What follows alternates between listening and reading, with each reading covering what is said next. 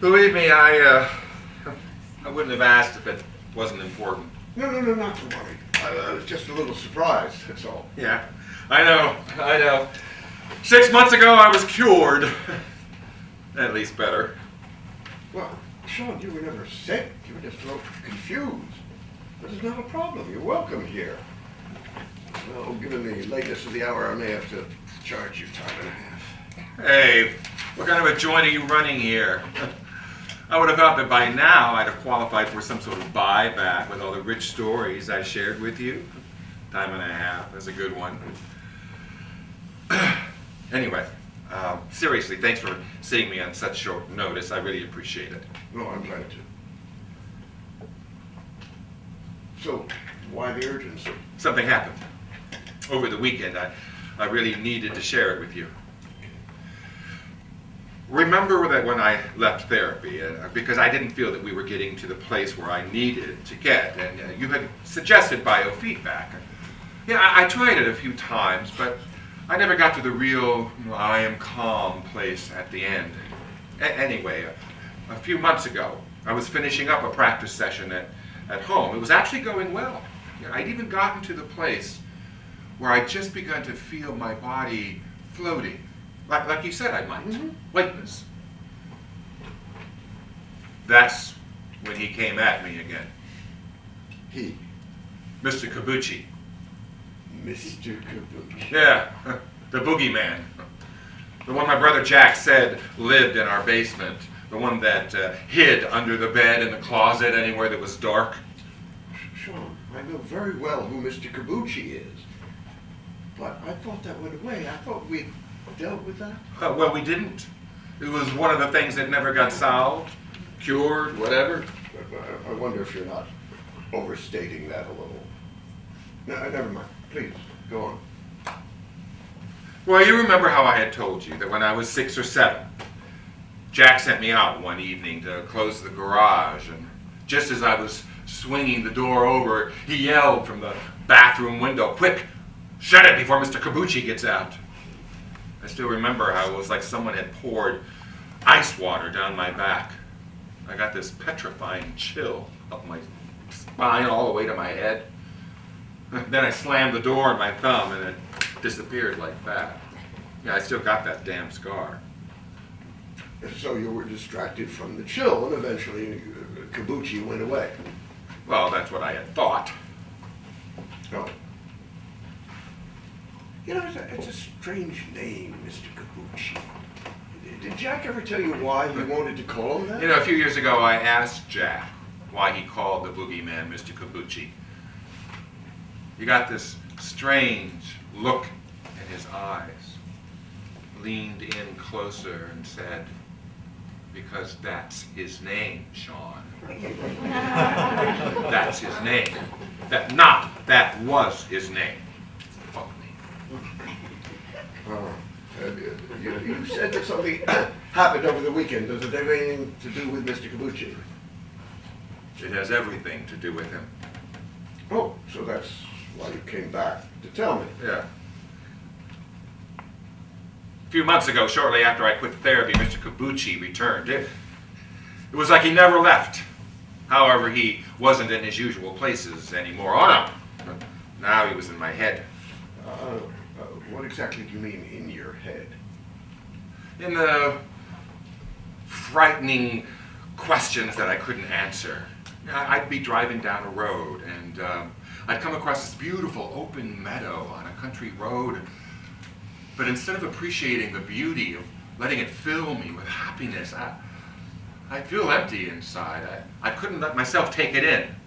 And then I'd start obsessing. Why does everyone seem happier than me? Why is there this darkness? And then I'd hear Mr. KABUCHI's voice. What if? What if something even worse happens? Something too horrifying to even imagine. What if this terror never passes, Sean? What if? Take me to a hospital. I wanted to shout to Peg when I got home, but I didn't. Because as scary as it is to think about going to a hospital, it's even worse to say it out loud to another person.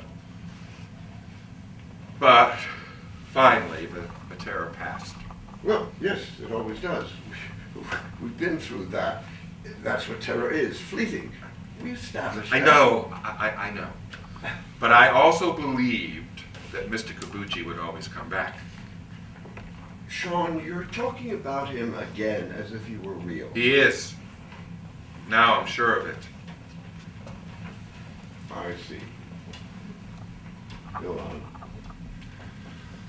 These last few months, Mr. KABUCHI started coming around a lot more often. I gave meditation a try, but he ambushed me like he did with the biofeedback. To take my mind off of him, I even tried building stone walls around our property. To keep him out? I don't know, possibly. Maybe I thought that if I was exhausted enough, or like you said, distracted, he wouldn't jump out and sink his claws into my skull whenever I felt my existence was worthless. And then, this past week, Peg said something at dinner. I meant to tell you, my cousin Gregory's up from Florida and wants to stop by this weekend. Gregory doesn't stop by, he homesteads. They'll just be here for dinner. They? The family. I haven't seen them in years. They'll just be here for a few hours. You can cook him one of your meals. You know how you love that. One of my meals, Peg. Remember the last time I had made gnocchi with bolognese sauce, and he complained that the gnocchi tasted like potatoes. Hello? Gnocchi is made with potatoes. It's supposed to taste like potatoes. Not all the time. When I make it with potatoes, it does. He's harmless, you know that. And you're better than that. Can you do it for me? It'd mean a lot. He's my cousin. Yeah, sure. But it would help if he didn't start every other sentence with "you know, of course." Is that an issue for you? Frankly, yes. Gregory is a self-proclaimed expert on the 3 F's. Finance. He's a restaurant bookkeeper. Fashion. He buys all his clothes at Brooks Brothers. And food. He subscribes to Bon Appetit magazine. Ask me anything about any of them. I'm like an encyclopedia. I told Peg he missed one F. Full of shit. So, the McGuires arrive. Gregory, his wife Rochelle, their twins, Eleanor and Franklin. Yeah, Eleanor and Franklin. And Rochelle's mother, Bertha. Now, Gregory is built like a rail, 6 foot, no more than 140 pounds. Now, I remember Rochelle being heavy from our wedding 10 years earlier, but now she was obese. Easily 300 pounds. The 11-year-old twins were almost nondescript, with no personality, no emotion, like Stepford children. And Bertha, the grandmother, just chain-smoked her cigarettes and smiled the whole evening. Am I going on too much? No, it's your time. And actually, I admire your eye for detail. Thanks. Well, there's more. I had made roasted tenderloin of beef with 2 sauces, peppercorn and horseradish cream. And after one bite, Gregory comments in a loud whisper. I make this with béarnaise sauce. You must try it. I found the recipe in Bon Appetit. The best. Eleanor and Franklin nodded and smiled together like Tweedledum and Tweedledee. Rochelle, with her mouth full of mashed potatoes, still managed to echo, "Yes, the best." Bertha inhaled and then toasted her lit cigarette in silent agreement. Gregory asked if there was more scotch. Don't get up. I'll get it myself. I said, "You may want to go easy on that. These country roads are not the kindest to strangers." He just waved me off.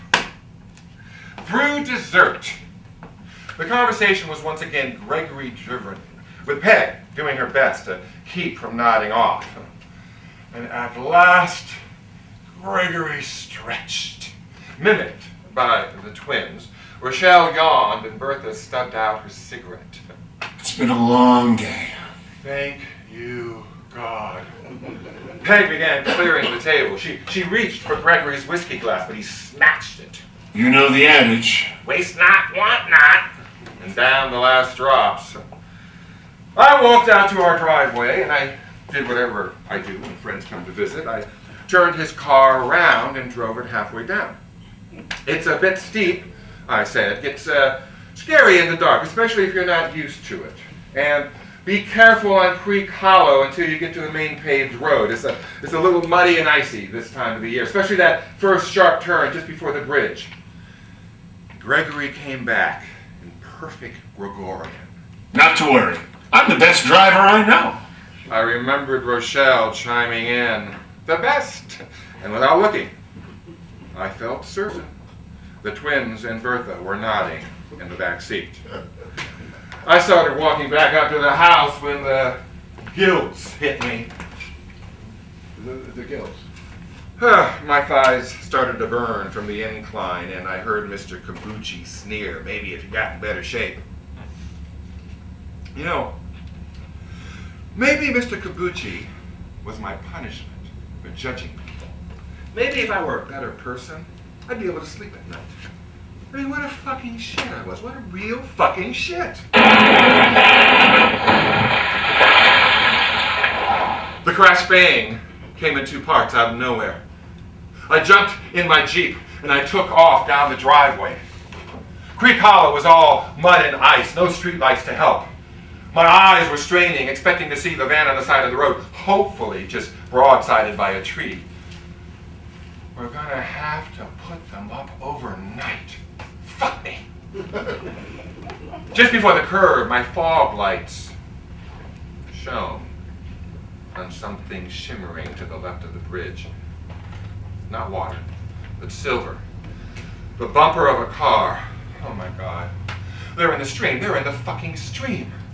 He never managed the curve before the bridge and flew into the stream. I mean, the van had flipped over. It was resting upside down on its roof, the four wheels sticking up in the air. I don't know why, but I thought of a dog lying on his back, wanting to be scratched. I dialed 911 on my cell. No service. Fuck country living. All of a sudden, I felt nauseous. I ran down the bank into the icy water. Now, the creek is only about 20 feet wide, just past the bridge, and maybe 3 feet deep, but the van was angled so that the water on the passenger side was coming into the car. It wouldn't be long before they were all drowned. I tried to open the front door, and in the back, neither would budge. I saw Bertha's face through the fogged window closest to me, her head hanging just above the water, her eyes closed, and the twins were screaming in the back seat next to her, terrified. I tried to smash the window with my elbow, but it was unbreakable. I kept thinking, I'm not going to be able to get them out. I had to get help.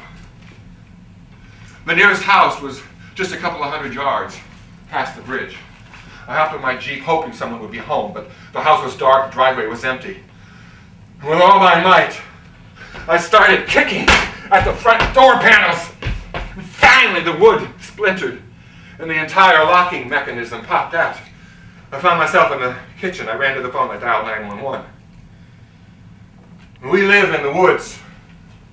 Everything is volunteer, so I didn't expect an immediate emergency response.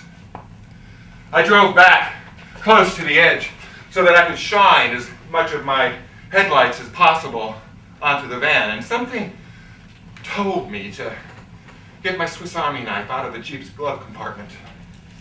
By the time I got back to the van, Franklin and Eleanor were sobbing, hanging suspended by their seatbelts, their head just inches above the water. I finally managed to get the door open, and I wedged my shoulder underneath the bottom door jamb. I found the firm footing on the creek bed, and with all my might lifted up, hoping the water might make it buoyant. The van rose several inches, and it held.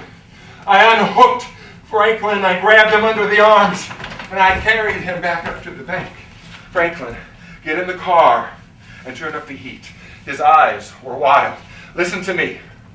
Get in the car and turn up the heat. Do you understand? He nodded. I climbed back into the van for Eleanor, but her seatbelt wouldn't release, and that's when I got a glimpse of the front seat. Gregory was gone. Where's Gregory? Rochelle, where's Gregory? No response. I didn't know if she was unconscious, in shock, or worse. And suddenly, Eleanor said, he's gone. Gone where? I don't know, just gone right after we crashed. I tried her seatbelt again, still no good. So I opened up my knife and I sliced at the belt until it finally snapped. And I took her out. And once I got her outside the van, she wrapped her arms around me and she would not let go. I struggled back up to the bank. I tried to put her into the Jeep, but she still wouldn't let go. Franklin was shivering in the front seat. Eleanor, stay here with your brother. The heat will come up soon. Stay with your brother. I know you're cold. Hug each other. And I went back down the bank for Bertha. By the time I got into the back seat, her head was under the water. I crawled in again as far as I could. The van sank again. I reached for her seatbelt, but she wasn't wearing one, so I pulled and I pulled at her arm and her clothing, a bracelet around her wrist, anything, until I got her out. But she was too heavy for me to carry up to the bank, so I found a large flat rock sticking out of the water and I laid her down as gently as I could on her back. At best, she was unconscious. I pressed down on her chest methodically and rhythmically, and nothing happened. I tilted back her head. I held her mouth open, closed her nostrils, and began giving her mouth to mouth. There was the faint taste of black coffee she had drunk a half hour before, and I wondered, why would I think about that right then? But still nothing. And then finally, her body shook, and she gurgled some water into my mouth. She's alive, I thought. Thank God she's alive. Sean, you saved her. I felt a tap on my shoulder. I looked up to see a paramedic staring down at me. We'll take over from here. She gurgled, I said, and then moved out of the way. It wasn't until then that I noticed the entire area was filled with the flashing lights of emergency vehicles. She gurgled, I said. The next hour was a blur. It took the local fire department and the Jaws of Light 45 minutes to remove Rochelle from the wreck because of her size. She had a broken wrist. But outside of that, being knocked unconscious, she was fine. What did happen to Gregory? Gregory escaped without a scratch. Somehow he managed to get out of the van right after the crash, and he ran back to our house through the woods, which is why I hadn't seen him. Peg said that when he came bursting through the front door, he was yelling hysterically. No one knew if he was in shock, still drunk, or some combination. Peg thought I was dead as well. The paramedics worked on Bertha for more than 20 minutes. But in the end, she was pronounced dead at the scene. After they told me the news, I sat on the rock where I had laid her down and cried.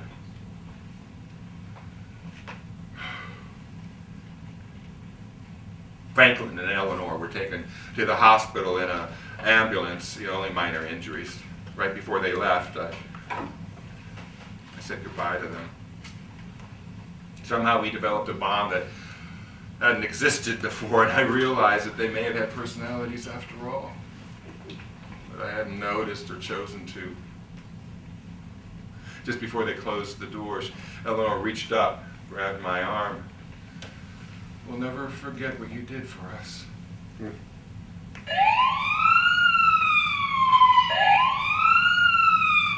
I waited around until all the official vehicles left. Everything was so quiet, as if nothing had happened, only the sound of the stream over the rocks, a barn owl calling in the distance. I drove the Jeep back to my neighbor's driveway. I left a note on the windshield about their door, and I got out. I needed to walk home. Even though it was pitch black, I know the way well.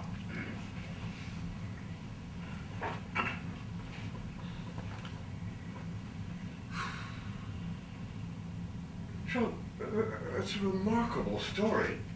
An extraordinary thing to do. That kind of heroism. You know, few people are capable of it.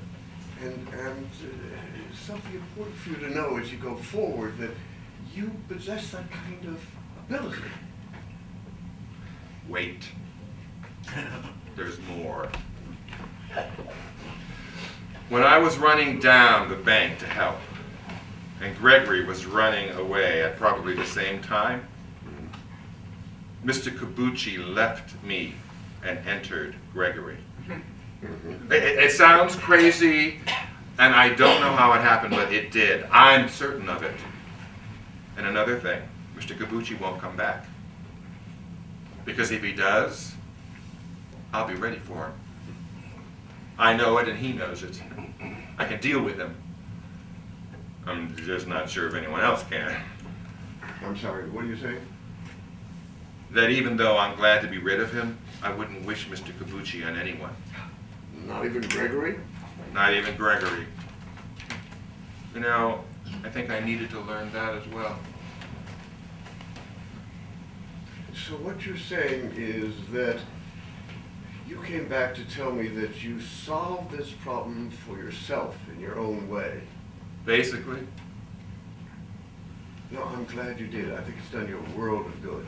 Now, what about setting another appointment? I'll tell my secretary that it's on the house. Oh, on the house, huh? Well, thanks, but I think I'm good. I know where I'm going. Well, all right, but if you change your mind, just give me a call. And even on short notice. I will. Bye-bye. Or maybe I'll just give Gregory your number.